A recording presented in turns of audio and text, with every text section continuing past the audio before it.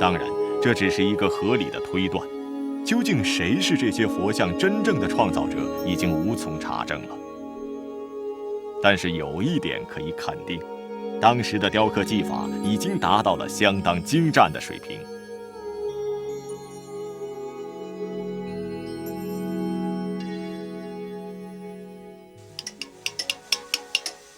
青州佛像大多由石灰石雕刻而成，这是青州盛产的一种石材，当地人称之为青石。青石质地细腻，硬度适中，特别适合制作精美的雕像。用青石进行雕刻的传统，至今仍在当地延续。不少工匠是绵延几代的石刻世家。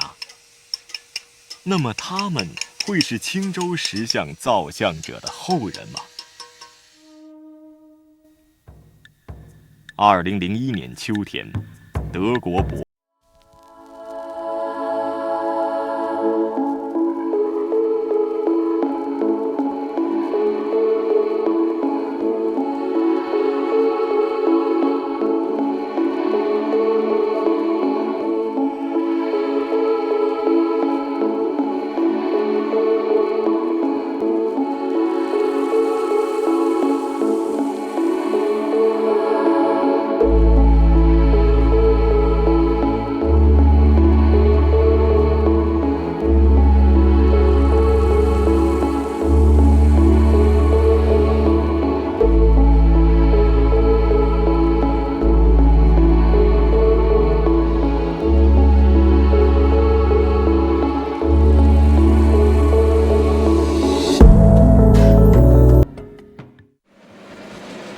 1996年10月的一天，山东青州市一所学校正在为修建操场而紧张地施工着。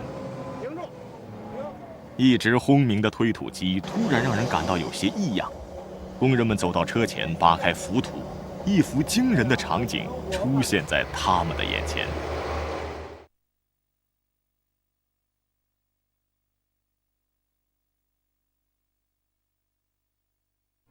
泥土覆盖的时候，大家光觉得一颗大石头，上面盖了些泥土，看不见，可以说看不见它的庐山真面目。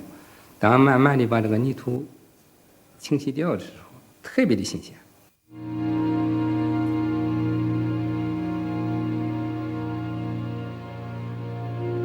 有这么观音菩萨吧，他出土的时候完整的躺在那个地方，是相当的优美。人家都说维纳斯漂亮，我看了我这有几尊比维纳斯还要漂亮。一个个美丽的面容逐渐在泥土中浮现。遗憾的是，大多数佛像出土时就已经损坏，有的只是零散的残片。抢救性的考古挖掘进行了整整7天7夜，随后考古人员展开了修复工作。他们越修复越激动。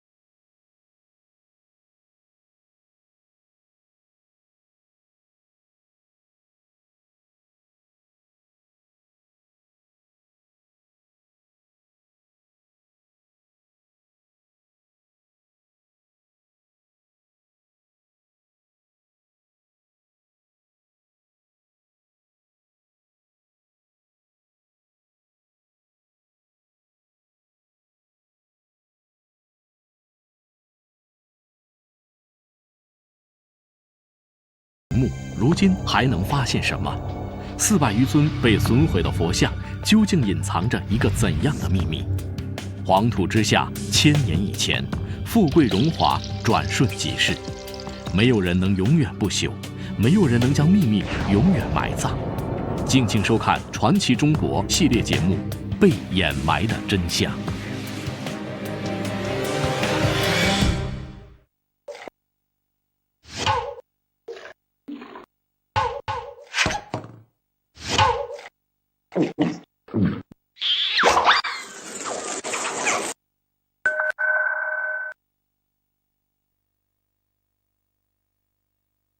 其实，在佛像被发现之前，青州人就知道这里曾经存在一个古老的寺庙——隆兴寺。隆兴寺在公元500年前后就已是远近闻名的大寺院，此后香火繁盛，长达800多年。但公元1300年前后，隆兴寺却奇怪地消失了。那么这些佛像是否和隆兴寺有关呢？鉴定工作并不困难，考古学家很快从题材和雕刻技法上判定，这批佛像大多诞生于公元500年到600年。当时世界正处在一个大动荡的时期，中国也绝不例外。公元5世纪前后，同样的事件几乎同时在欧洲和中国发生。古罗马帝国在北方异族的压力下瓦解，而中国晋朝也在北方游牧民族的冲击下分裂。流亡贵族在南方延续着汉族人的统治，北方则出现了由多个游牧民族控制的割据政权。此后的200多年，中国充满了分裂与战乱，历史学家称之为南北朝。而青州的佛教造像正是在这一时期完成的。南北朝是中国历史上一个充满阴谋、背叛和杀戮的大动荡年代。在这样的时代里，佛教开始在中国显露出它前所未有的力量。南北朝时期，北魏有几代皇帝都是佛教的虔诚信徒，佛教开始与政治结合在一起。而在民间，佛教成为人们在战乱与苦难中寻求解脱的不二法门。这是一个宗教信仰无比热忱的时代，这是一个需要偶像而且大规模制造偶像的时代。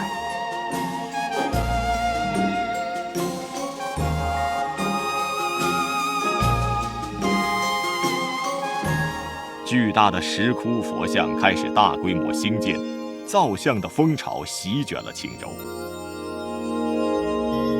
当然，同时建造的还有寺院庙宇，隆兴寺便这样诞生了。在隆兴寺遗址上出土的这批佛像，雕刻精美，栩栩如生。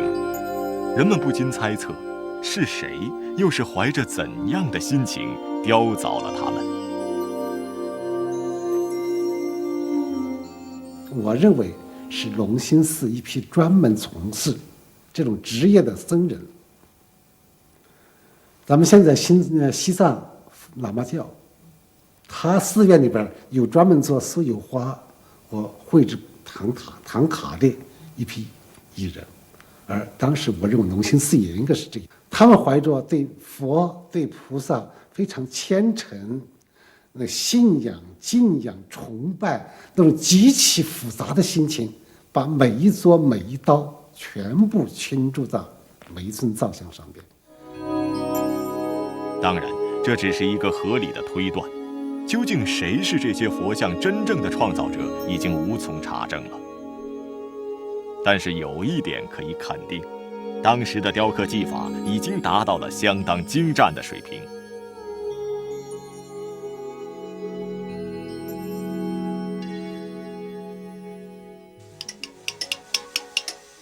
青州佛像大多由石灰石雕刻而成，这是青州盛产的一种石材，当地人称之为青石。青石质地细腻，硬度适中，特别适合制作精美的雕像。用青石进行雕刻的传统，至今仍在当地延续。不少工匠是绵延几代的石刻世家。那么他们会是青州石像造像者的后人吗？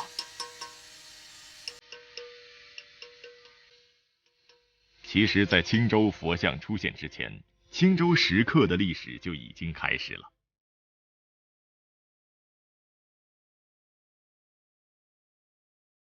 这尊东汉时期的胡俑像，不算基座就已高达3米，雕刻手法粗犷传神，说明至少在那时，青州的石刻技艺就已相当精湛，而且已经能够制作大型雕像。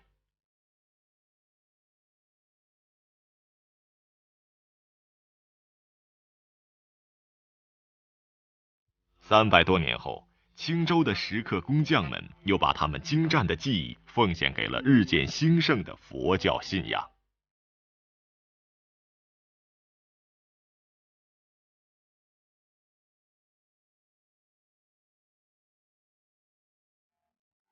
在龙兴寺窖藏坑被发现之前，青州就曾出土过1000多件精美的佛教造像，这似乎可以证明青州曾是一个佛教中心，而且还是一个佛像制作的中心。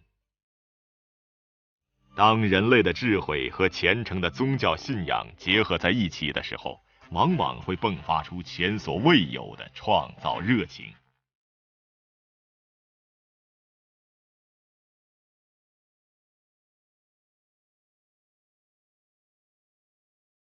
艺术与宗教的密切关系在青州再一次得到证明。然而令人不解的是，同是在青州出土的佛像，外形却有明显的差异。北魏晚期到东魏时期的青州佛像，身材单薄，肩部低垂，将中国汉人的体态化身为佛像，仿佛在传达着某种寄托。佛像面部的颧骨微微突出，这是中国传统文化中智者的形象，与汉族士大夫阶层的审美情趣不谋而合。从印度远道而来的佛，此时穿起了宽衣大袖式的长衫，佛似乎已经被完全汉化了。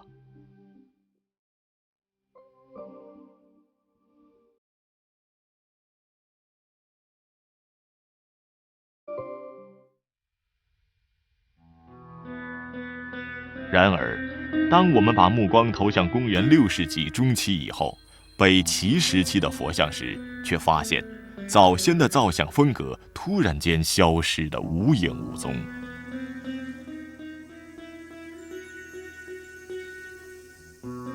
背平式的浮雕造像被单体的圆雕造像所取代，佛像的体态一改往日的单薄消瘦，变得丰满圆润起来。服饰轻薄贴体，或是通肩的圆领长袍，或是袒露右臂的袈裟，显露出优美的身段。早期从印度传入的艺术风格再次成为主流。然而令人产生疑问的是，从北魏、东魏薄衣薄带的中国式造像，到北齐时浓郁的异域风格，中间最长不过100年的时间，而造像的样式却发生了如此大的变化，中间又似乎没有任何过渡，会是什么原因促成了这样的转变？又是什么原因使早先的风格几乎全然消失呢？这个一定是说明这个当时的文化交流的，就是说在中国的文化史上，它有这个北朝时候很多这个少数民族鲜卑族啊、拓跋部，他们学习汉族文化，吸收汉族文化，然后在这个体现在这个佛像上是中国化了。然后到北朝晚期呢，他这个开创的统治者高欢呢，他自己是汉人，但他是鲜卑化的汉人，他在这个北方六镇长大，从小都是受到鲜卑的那种胡俗胡风胡俗熏染大的，所以在北齐的这个王朝，胡风很盛，啊，他们就是对这个胡人和胡风啊看得很甚，和这个当时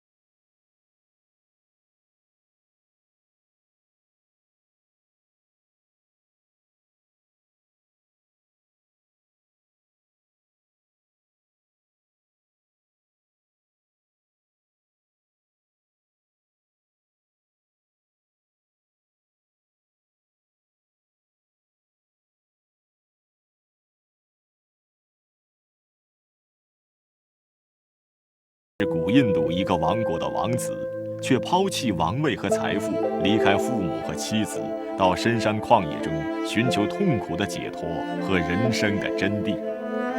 释迦在菩提树下进入冥想，终于在7天后的黎明时分豁然开朗，彻悟到人生无尽苦恼的根源和解脱轮回的门径。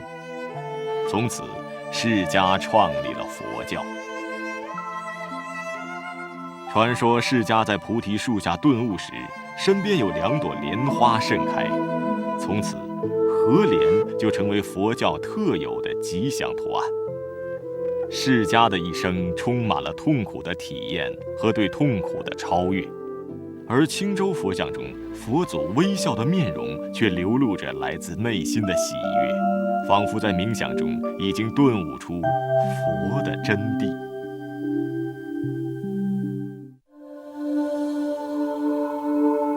一位来青州访问的日本学者，曾在这尊菩萨像前久久地跪拜。他说，这是他见过的世界上最美的佛像。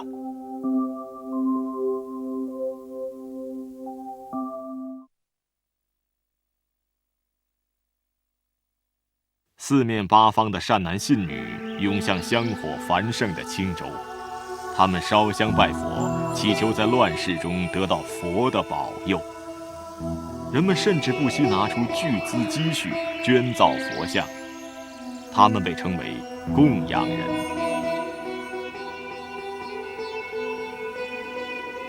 这尊佛像就是北魏永安年间一个女人捐造的，这个名叫韩小华的女人似乎已是孤身一人。她在底座的题记中详细列出了死去的丈夫和亲人，希望佛能记住他们的名字，保佑他们在下一个转世轮回中平安富贵。底座上的标记向后人传达着佛像背后的信息，然而在青州出土的佛像中却几乎找不到一件刻有题记的佛像。佛像的底座去了哪里？是谁埋葬了这些佛像呢？种种谜团发人深思。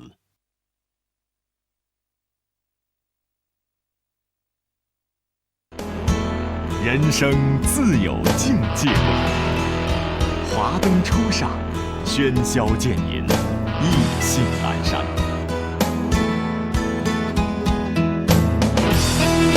纪录片栏目《传奇中国》，璀璨呈现。传奇从现在开始，看中国。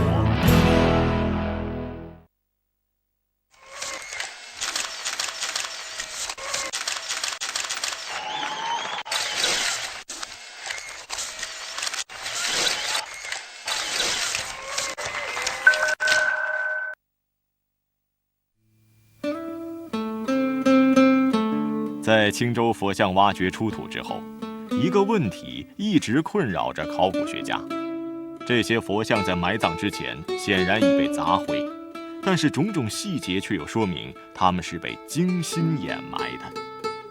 那么砸毁佛像的原因是什么呢？砸毁佛像和掩埋佛像的是同一批人吗？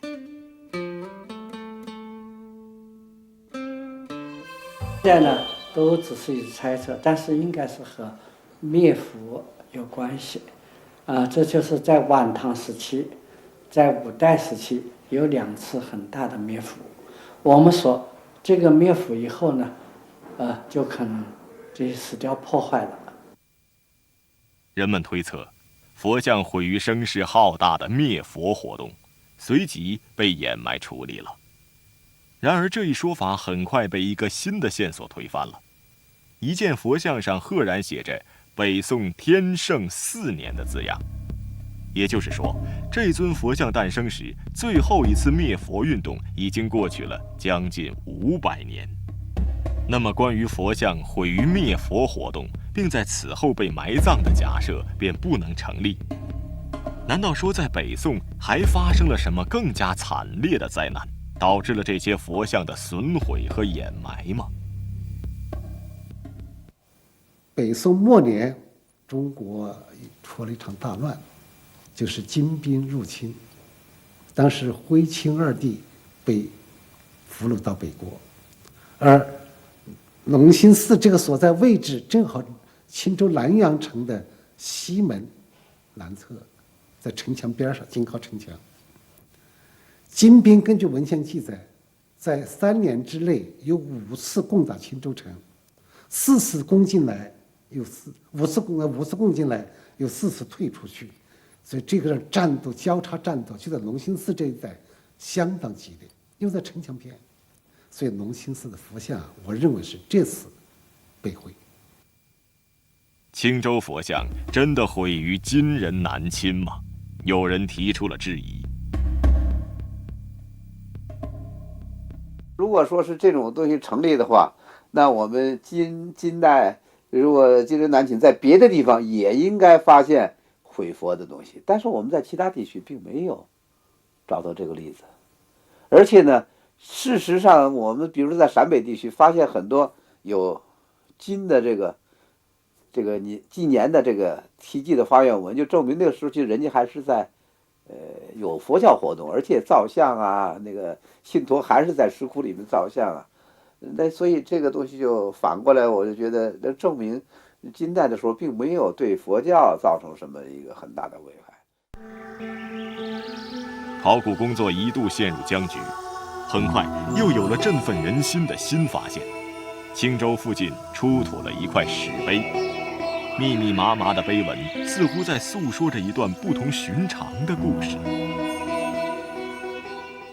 临沂县里边呢，也在80年代初也发现过一大批这个和青州造像基本上时代和造像特征接近的古代的佛教造像。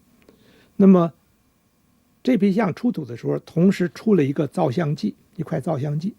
这个造像记里边就记述了是当地的有一个叫明道寺，这个庙里边，这个庙后来那个有僧人就看到了一些当时已经古代的残破的佛像，就做功德，就把这些个残像都收集起来，把它埋起来。埋的时候呢，上面还做了一个舍利塔。那么做这个功德的时候呢，当然有当地的地方官，还有周围的这些个大庙的僧人也都来参加，有一个很盛的一个法会，或者是这样的一个仪式吧。仪式完了，刻了一块碑记，就埋起来了。根据碑文推测，北宋时期青州地区的寺院盛行着一种隆重的法会。寺院的僧人都是对佛教极其虔诚的信徒，看到被砸毁的佛像，他们非常痛心。于是他们将破损的佛像小心收集起来，一层一层放进窖藏坑。他们潜心侍佛，以求积累功德。掩埋是无奈的，僧人们仿佛在完成一次痛苦的安葬。随后，掩埋者又举行了隆重的仪式。